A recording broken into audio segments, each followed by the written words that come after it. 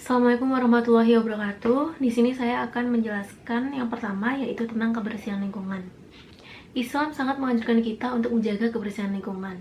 Sering kita dengar kalimat kebersihan adalah sebagian dari iman. Itu adalah sebuah peribahasa yang menyadarkan kita. Sama seperti hadis riwayat Muslim, yaitu at-tuhuru syatrul iman, yang berarti bersuci merupakan sebagian dari iman. Bersuci sendiri diartikan membersihkan diri dari kotoran. Yang kedua, manusia diciptakan Allah dengan kedudukan sebagai khalifah. Tentunya mampu untuk mengelola dan memelihara apa yang sudah diciptakan Allah di muka bumi, termasuk lingkungan. Kebersihan lingkungan tentunya sudah menjadi tanggung jawab kita sebagai khalifah dan juga manusia yang mempunyai iman. Selanjutnya, toharo, artinya menghilangkan hadas, najis, dan kotoran dari tubuh yang menyebabkan tidak sahnya ibadah, menggunakan air atau tanah yang bersih. Toharo dalam Islam mencakup toharo maknawiyah, yaitu bersuci dari kotoran, maksiat, dan akhlak tercela. Juga mencakup toharo hisiyah, yakni suci dari hadas, najis dengan wudhu atau mandi.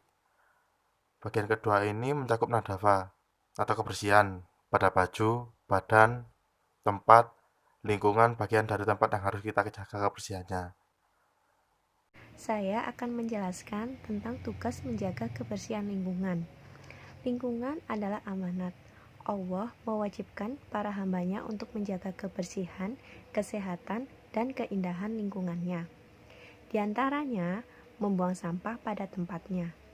Banyak peringatan yang dibuat masyarakat agar tidak membuang sampah sembarangan di tempat, karena sampah yang berserakan mengganggu kenyamanan lingkungan. Seharusnya di negeri yang mayoritas muslim ini, kebersihan menjadi budaya kita. Namun, realitanya di negeri yang mayoritas muslim ini, kebersihan menjadi barang langka. Sampah ada di mana-mana dan membuang sampah sembarangan menjadi budaya. Padahal, menjaga kebersihan wujud sebagian dari iman kita.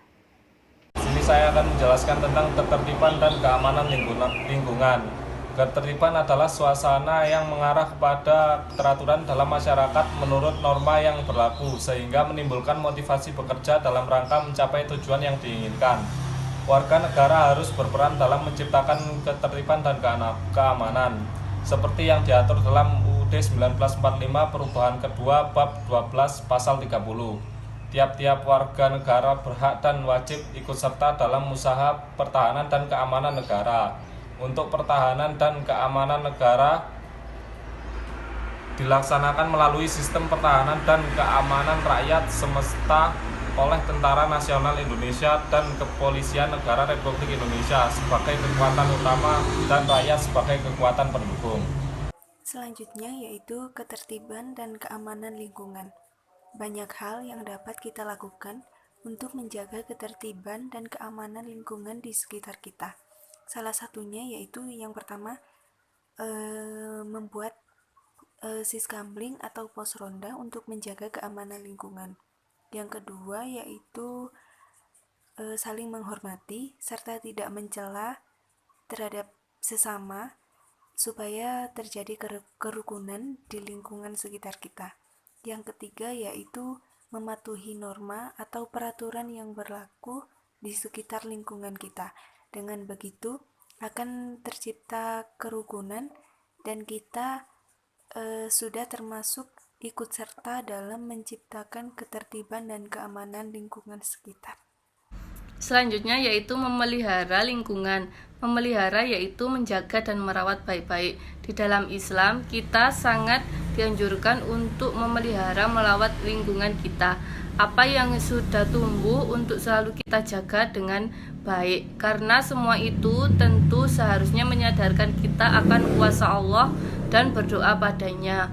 Allah Azza wa Jalla menciptakan alam ini bukan tanpa tujuan. Alam ini merupakan sarana bagi manusia untuk melaksanakan tugas pokok mereka, yang merupakan tujuan diciptakan jin dan manusia. Alam adalah tempat beribadah hanya kepada Allah semata. Di sini saya akan menjelaskan bab selanjutnya, yaitu mengelola lingkungan. manusia diberi tanggung jawab untuk memelihara dan memakmurkan lingkungan. Perbuatan tersebut akan mendatangkan pahala yang besar di sisi Allah Subhanahu wa taala. Dan bekerja untuk memakmurkan bumi adalah termasuk ibadah kepada Allah Subhanahu wa taala.